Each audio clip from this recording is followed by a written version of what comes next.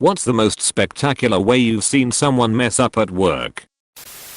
I work at a call center. I reviewed a call where the guy thought the phone was muted and called the customer a stupid ass motherfucker. The customer called him out and he tried to backpedal and make up some story. He was fired shortly after.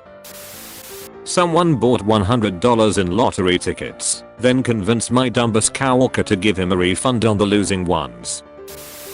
I used to work in a grocery store, and I had an hour person repeatedly lose my doctor's note stating that I have Raynaud's syndrome and couldn't be in the freezer. I got a stack of them from the doc and would have to bring in a new one every few weeks.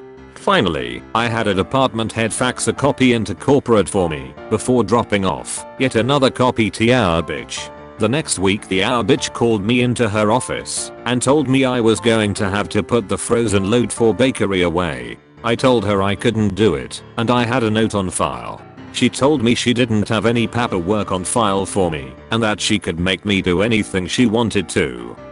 I called my department manager into the office and told him what she had said. He got corporate on the phone and asked if they had received the copy of my doctor's note detailing the fact that I had Raynaud's syndrome and had already previously gotten frostbite at work from being forced to be in the freezer when I wasn't supposed to be. They said they had it and he then told them what our bitch had said.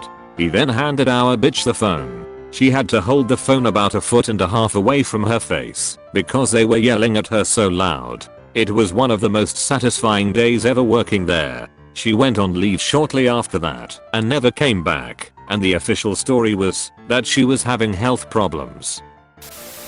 I used to work at Pope's, this fried chicken chain.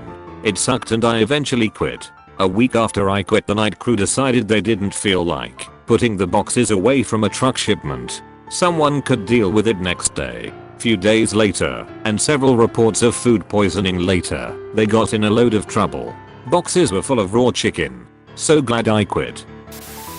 I was once a bank teller. One day, a guy comes in to pay off a line of credit that he shares with his son. Apparently, his son is a drug addict and ran the line of credit balance up to $10K, maximuming it out. The guy comes in, talks to my fellow teller, pays it off, and signs to close it out. He asked my coworker at least 3 times that it was closed. She assures him that it is. She is also addicted to her phone and loans most of her attention to it. Guy leaves. Several months later, the same guy comes in enraged with a line of credit bill. He comes to my window and explains the situation. He thought it was closed. It turns out that our bank's policy, not sure if this is universal, is that both he and his son have to sign off to close it out, unless there was some sort of special circumstances that never happened. Dude owed another $10K because of course his son isn't going to sign off on closing it out if he can run up the balance again. He says he is going to sue. I point him in the direction of someone more qualified than me. My manager tells me he has a good case and will probably beat our corporate bank in court. I'm just a teller. Some days it's good to be on the bottom. Glad it wasn't me that messed it up. A grad student was invited into a professor's office for a meeting and was left alone for a moment. There was a pile of cumulative exams on the professor's desk that had just been graded. These are subject exams for grad students, wickedly difficult, and you need to pass 4 to continue in the program. This jackass decided he'd take a look at the stack of exams. Then upon finding that some of his fellow students did poorly, he took pictures of their grades so he could use them to ridicule them and pass the results around the department. This was a big deal because numerical grades aren't ever given out for these exams, only pass/fail, and also it's a pretty big FERPA violation to distribute others' personal academic information like that. He was found out almost as soon as he sent the pics around and was dismissed and forbidden from campus immediately. Someone else had to pack up his desk because they were that serious about him never setting foot in the building again. I'm a welfare case worker. A few months ago I got a call from a client wondering what was going on with her case. Read the case comments and found that one of my more intellectual coworkers shut down this case and assessed a 5-year overpayment on this client for her cash aid, basically saying that all the aid she had ever received was fraudulent and she needed to pay it all back. Her reasoning? There was a glitch in the system that made this woman's child show as a resident in a different county. Rather than following established protocol and calling this woman, or ordering a fraud investigation from our literal unit of full-time investigators, or anything else that would make sense, she went out of her way to make this woman's life hard. For the record, I called the other county and the worker I spoke with confirmed that the child was no longer a resident. His father had reported to them that the family was moving to our county 5 years ago and they'd been trying, unsuccessfully, to update his county residence ever since. Because I caught the phone call, I had to unfuck the case and close out the overpayment. Testing an industrial microwave that had come back as damaged on site. They straight it off by turning it on and running the RF meter over it to check for leakage. The meter immediately maximumed out and they shut it off. Turns out they didn't look it over first and it had a huge hole burned through the side wall of the microwave. Worked in a single-story cinder block office with parking spaces out front. There was a big window that overlooked the parking lot. We had an older engineer, early 70s, that worked there. He pulled up one morning in his parking spot and must have gotten the brakes and the gas confused. He drove the car right through the window, taking out some of the wall with it. I can still remember seeing him gripping the steering window with this terrified look in his eyes while he kept slamming on the gas. The car must have gotten stuck on something because it would just lurch forward and the engine would reverend. Luckily he didn't kill anyone. He retired soon after that. Hired a guy with a CDL. He said, "I've been driving trucks longer than you've been alive, kid." When I asked if he was experienced driving a 13-speed dump truck. 30 minutes later my phone rings. Says my truck is broke down.